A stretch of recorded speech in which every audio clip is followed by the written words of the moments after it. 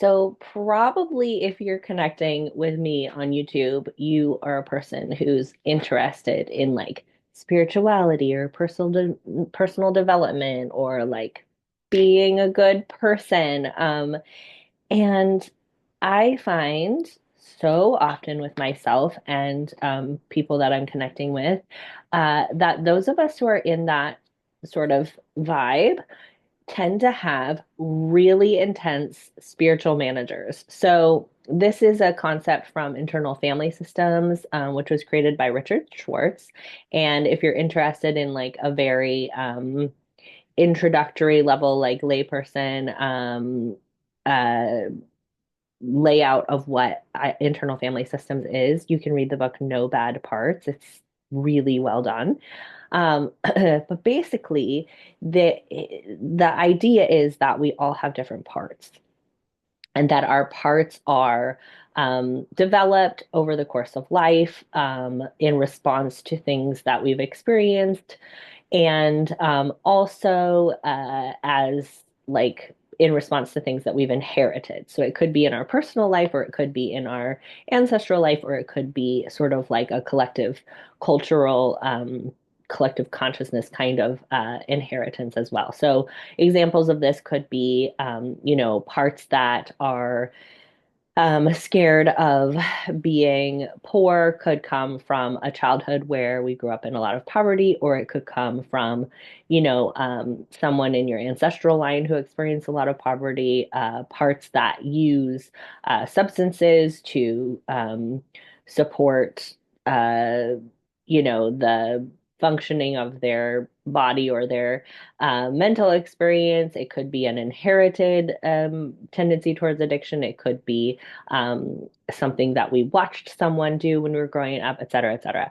So all these parts play a role to help us to survive in this lifetime, and they often have strategies that are not like maladaptive is a word that's been used, but it's sometimes um, not accepted by society is more how I would describe it. So, for example, addiction's like not super accepted by society, even though it's not maladaptive always. It often is very adaptive to the situation.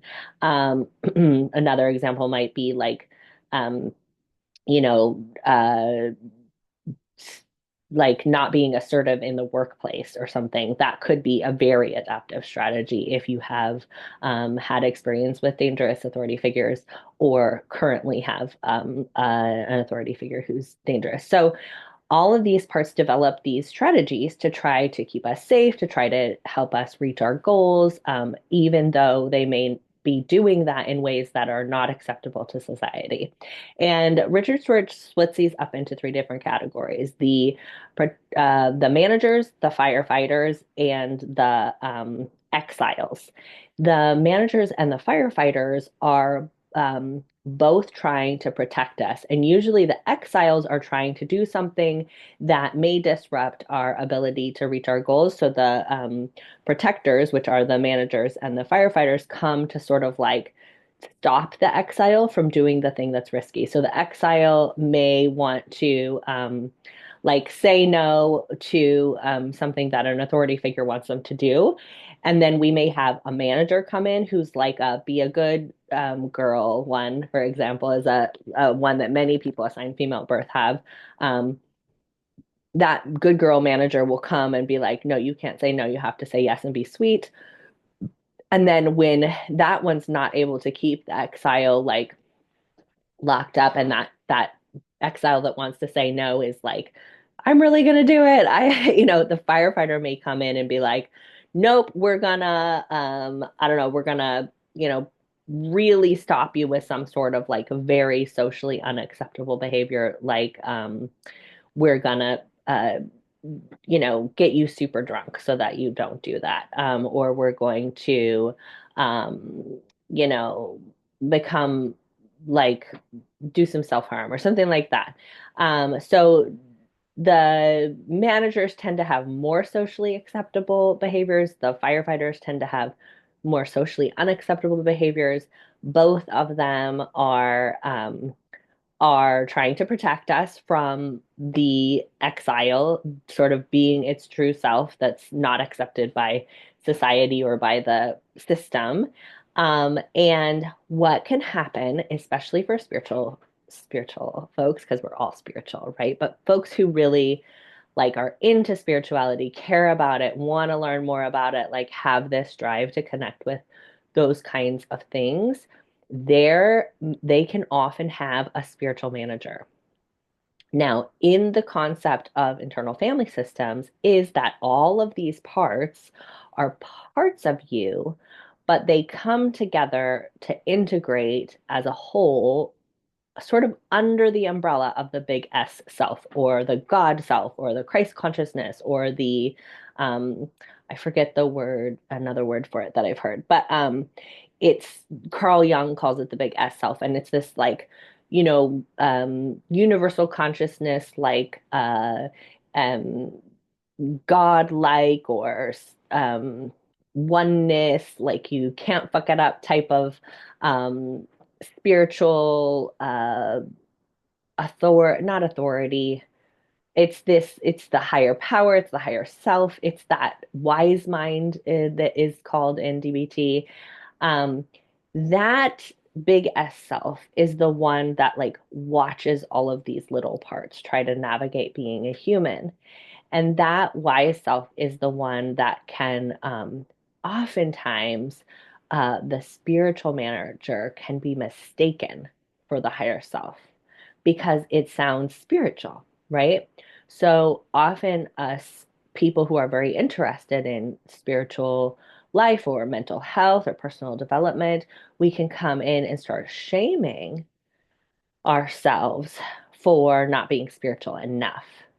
So we could come in and be like, oh, you chose this, or like, what you think about, you bring about. So the fact that this person just broke up with you is because they're a mirror to show you how you're not loving yourself or others enough, and it's your own damn fault, and you did this to yourself. So it's your own, it's you're making this happen, so you should feel bad about yourself and you should try harder because you're not doing it good enough. And if you were doing it good enough, then your whole world would be sunshine and rainbows, right? So it can be very convincing.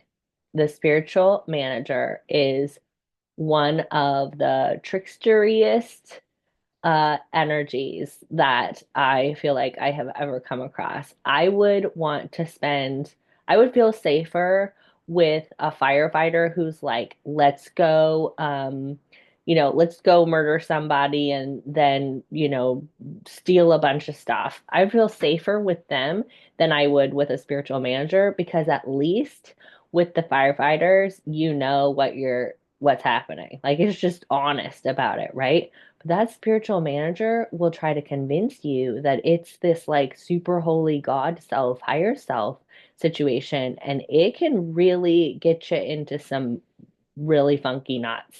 And it can just be so convincing. And we do it to each other. It's very easy to be in like a coaching role or a teacher role, and to sort of act as someone's spiritual manager, to be like, oh, well, let's do another Byron Katie worksheet because that's just a story in your head and you need to just do more meditation, or you need to do more journaling if you're having any issues, or like, it just, we do it to each other a lot, we do it to ourselves. It's got a very judgy, holier than thou type of vibe. I definitely think it's what all of the stuff in the New Testament that Jesus talks about, like Pharisees, or like it's like easier for, quote unquote sinners to have a connection with God than these like holy of holy people. Because of this, it's very trickstery, and can be so uncomfortable, especially for people who are just like so sincere, who want to connect with all these beautiful concepts that we learn about through spirituality and personal development, and are like really trying hard, and then just keep bumping up against their own humanity. in a way that they're like, why can't I figure it out? Why can't I be like holy and one and we are all love and non-reactive and at peace and have the peace that accepts all circumstances and all these wonderful concepts, but we can be so harsh with ourselves about it. So I I love the phrase that I have heard from Jessa Reed that says you can't fuck it up. That feels like so a relief to me. And I have shared that a lot with other people. And I'm often like, we don't know. We don't know that it's better to be non-reactive than to be like one just big ball of reactivity and burn every relationship you're ever into the ground. How am I to know which of those is better? Um, and who am I to say what's the best path for somebody else's life and all this stuff? So I feel like that's true in my heart of hearts. And I often share it with others, but today I had two opportunities to connect on those concepts. And I thought, I feel like I'm curious if there are other spiritual teachings that can back up this, like, you can't fuck it up, which is funny because that's probably my spiritual manager who is coming in and saying, like, just because it feels true to you, like, what if it's bad that you're conveying that? And you better fact check and make sure other spiritual traditions support this. And I would like to offer to that spiritual manager, it doesn't really matter if there's any support for this concept. If it feels fun to me to explore and share this concept, then that's great. And it's other people's business whether they want to explore that topic with me. But we will, that's hilarious to me, right there. I love that I realized that in the moment that like my spiritual manager wanted me to put together a video about spiritual managers to prove that my spiritual manager idea is valid. Real time. I love it so much. So, what I did was I had a conversation with Gemini. I have mentioned before, I prefer Gemini to ChatGPT. It feels like, um, I don't know, like it's like friendlier or something. I just really like it, but I encourage you to use whatever is right for you. Um, so I just wanted to share this conversation I had with Gemini in case it's interesting to you. So I started off with, hello. Let's see. Is there any ancient wisdom tradition that supports the sentiment of you can't fuck it up? Sort of like Mary Oliver's poem, Wild Geese. Like, just experience being a human. You don't have to be holy. So if you don't know Mary Oliver's poem, Wild Geese, it's really beautiful. It was really important to me. Someone shared it with me um, right before when I was really suicidal, right before I had my overdose. And it's just been an important poem to me ever since. And there's a part in it that says, like, you don't have to be holy, like, you don't have to crawl on your knees repenting for all time. And it just kind of is like a balm for the spiritual manager. So that was the question I asked. And I loved the response. Okay, so several ancient wisdom traditions resonate with the sentiment of you can't fuck it up and the acceptance of human imperfection found in Mary Oliver's Wild Geese. Here are a few examples. I think this is called Taoism, even though it's spelled with a T. So this Chinese philosophy emphasizes living in accordance with the Tao, I think it's called Tao, the natural flow of the universe. Taoism suggests that striving too hard or trying to control things goes against this natural flow. Instead, it encourages acceptance of what is, including our imperfections and mistakes. The Tao Te Ching, a central text of Taoism, it emphasizes the importance of non-action, Wu Wei, which can be interpreted as going with the flow of life rather than forcing things. I don't know much about Taoism. I actually, as I was reading that, I just remembered that I got this, the Divine Feminine Tao Te Ching, a new translation and commentary. So it's like, I don't know if it's like the whole thing or original translation of the Tao Te Ching. Yeah, working from ancient silk and bamboo slip manuscripts, the oldest known copies of the Tao Te Ching, the author slowly translated all 81 verses over the course of 2 years, allowing each section to reveal its intimate, poetic, and spiritual nature. To her surprise, she discovered that the Tao was unmistakably feminine, consistently referred to as Mother, Virgin, and the womb of creation. Fascinating. So, ooh, and look at this. Anderson explains how the Tao is a feminine force, the dark womb of creation, the immortal void, renewing life again and again in ordinary times and in times of crisis. Fascinating. So I bought this book years ago. Someone gave me a gift certificate to like a bookstore, and I never buy books. I'm not never. I rarely buy books. I get them from the library. And so I was like, I don't know, I'll just buy something that looks interesting. And this stuck out to me. And it's been years. I've never picked it up. So there you go. Maybe it was meant to come into my life today. So cool and super fun because I just did another conversation on the dark feminine. So I love that this says the dark womb of creation, the immortal void, renewing life again and again in ordinary times and in times of crisis. So I'm definitely gonna connect with this. So fascinating. Okay. Buddhism. Buddhism teaches that all beings are inherently imperfect and that suffering is a natural part of human existence. The concept of dukkha, I don't know how to say that, but it looks like that, encompasses the dissatisfaction and unease that comes with life's inevitable challenges. Ooh. However, Buddhism also offers a path to liberation through self-awareness, compassion, and acceptance of impermanence. So that dukkha sounds like something interesting because that is one of the people I've talked with about this describes that as the 50 shades of something's wrong or something should be different, I think she says. I love that. So it's basically dukkha, the dissatisfaction and unease that come with life's inevitable challenges. Beautiful. Stoicism. I've never heard of this.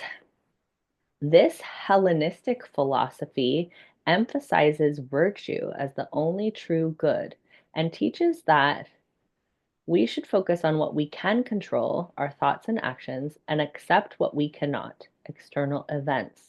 Stoicism encourages us to accept our imperfections and mistakes as opportunities for growth and learning. Okay. So it sounds like actually Stoicism would be very resonant with Byron Katie's work. Like it's just your thoughts. Um, the story you tell and that you can't control external events. Kind of serenity prayer-ish too. Yeah. Okay. That one doesn't like resonate maybe as interesting as the other ones, but I'm glad to know about it. Okay. Humanism. While not necessarily an ancient tradition, humanism emphasizes the inherent worth and dignity of all human beings. It celebrates human potential and creativity while acknowledging our limitations and fallibility.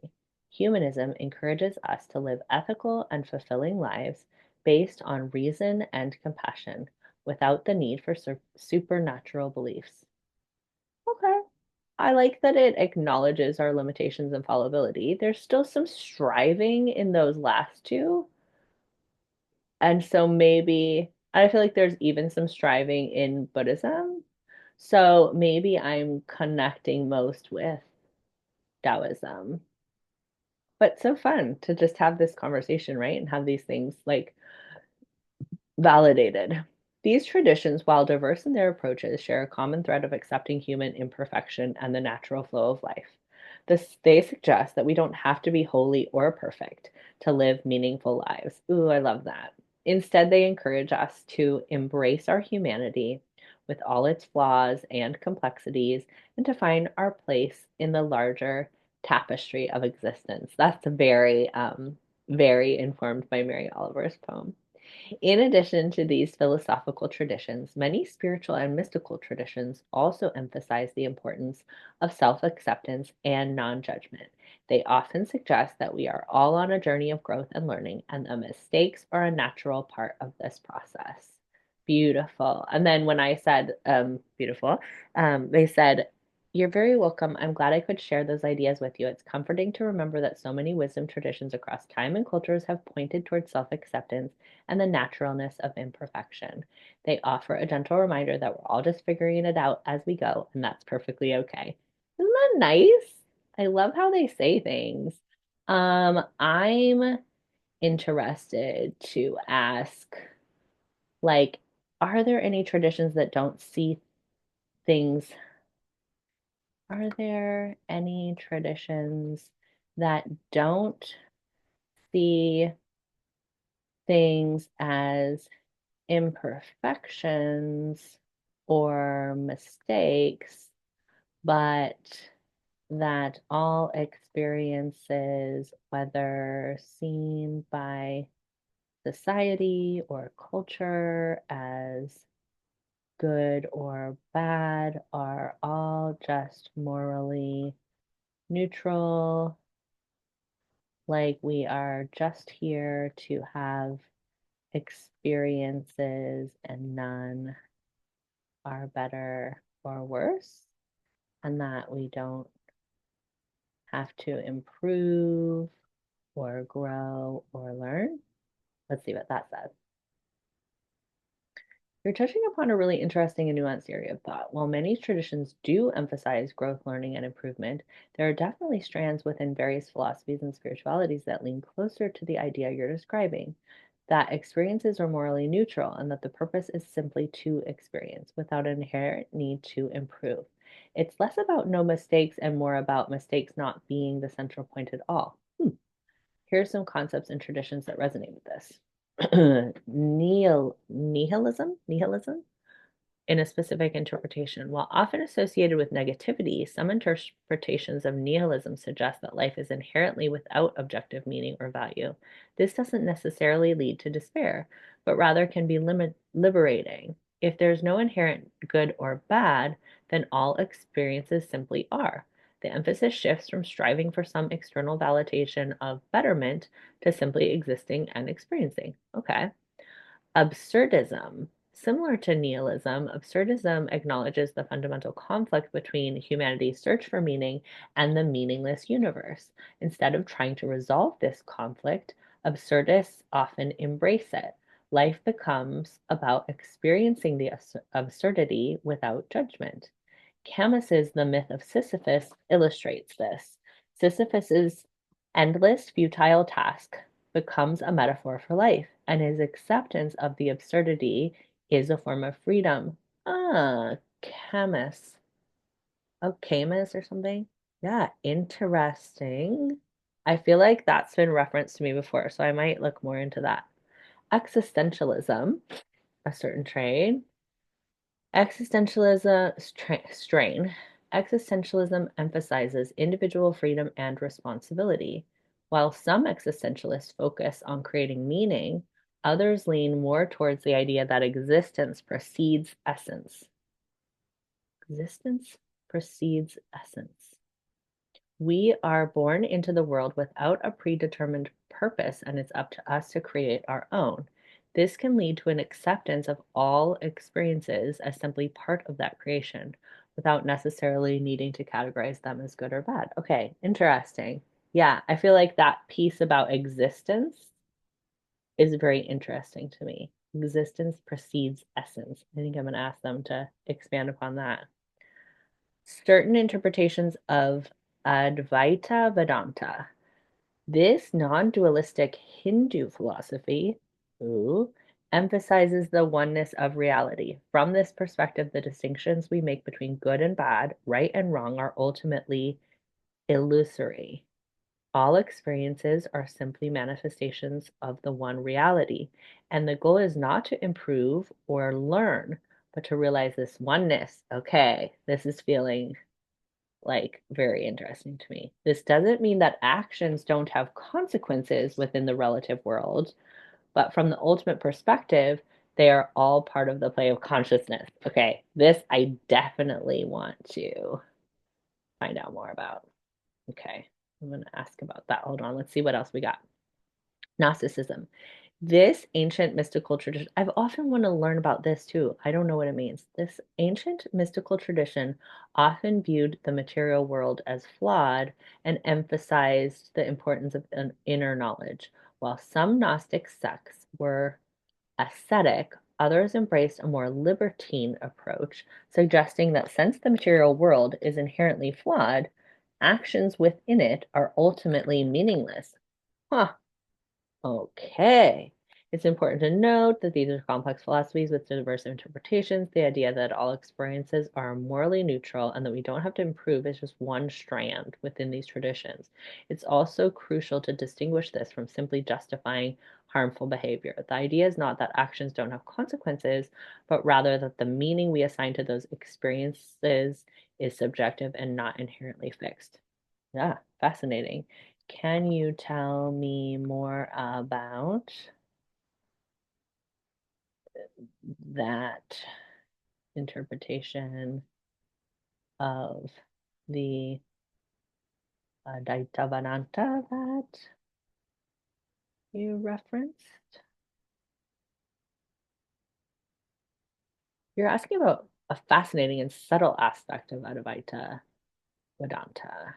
It's important to preface this by saying that Advaita Vedanta is a vast and complex philosophical system with various schools and interpretations.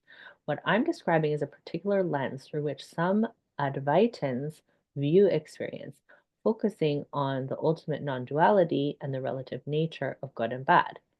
Ooh, look at all this. Okay, I feel like I will break this down in another video for the sake of you, but I love it. Core principle of non-duality. Okay, and there, like, I think this maybe is what this person just told me they were taking a class on, the Brahman and the Atman. No separation between the observer and the observed, the subject and the object. Everything is interconnected. Relative versus the absolute. Okay, this feels very resonant with what I was touching on when I was talking with them, is that we've got this like, okay, the relative versus the absolute. So the absolute would be like the um biggest self. And the relative would be like the little s self. So the relative is like our vagus nerve is always going to be like there has to be a good, bad, a right, wrong, a safe, not safe. Because without separation, you can't make sense of this experience and you wouldn't be able to survive. So, like, if I couldn't recognize that I was separate than you, then I wouldn't eat, I wouldn't sleep, I wouldn't like do any of those things because I would be like, oh, like, well, if you eat, then I'm eating. So, like, I don't need to eat. Like, I wouldn't survive, right? And so we've got to connect with the part of us that relies on duality. We've got to support and understand and like engage with that part of us. And it doesn't seem like any human has come through this life and not had questions about the meaning of it or trying to understand it or what are we here for? What does it mean? And so we have that absolute part too that needs to be connected with and taken care of and all of those things. But it's when we value either one of those as like better, especially those of us who tend towards valuing the absolute as better, then we can look down on the relative and be like, oh, well, you're just having limiting beliefs, or you're just trying to people please, or you're just trying to let your spiritual manager be in charge, or you're just, not understanding that it's all one and it's all okay. And it's like both of these are uh, a part of the oneness. The separateness is a part of the oneness. Mm. Oh, and then, haha, perfect. The illusion of separateness. However, from the absolute perspective, these dualities are ultimately illusory. Illusory They arise due to our limited perception and our identification with that individual self, ego. Ego creates the illusion of separateness, leading us to believe that we are distinct from Brahman and from each other. This sense of separateness is the root of suffering. And in that sense, so I know I said I wasn't going to go into all of these, but whatever. Um, the sense of separateness is the root of all suffering. It's like, okay, but is suffering what we came to do if what we came to do was separateness?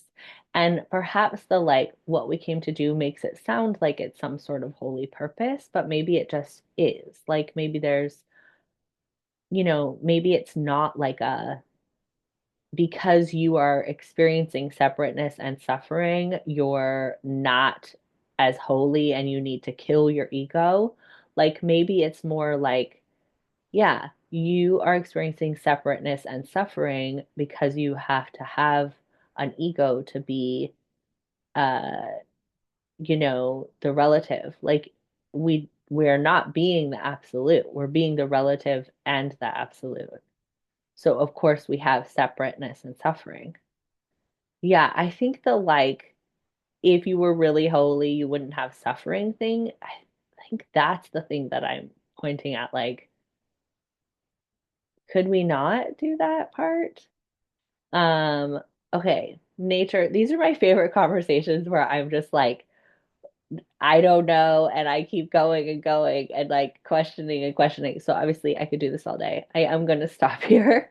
I'm gonna look more into this Advaita Vedantas. Uh, I'm going to ask if I were to try and find information on this subtle aspect of Advaita Vedanta, where would I look? Is there a term for it or a section or a book? Let's see what they say. Okay. The thread woven. Okay. All right.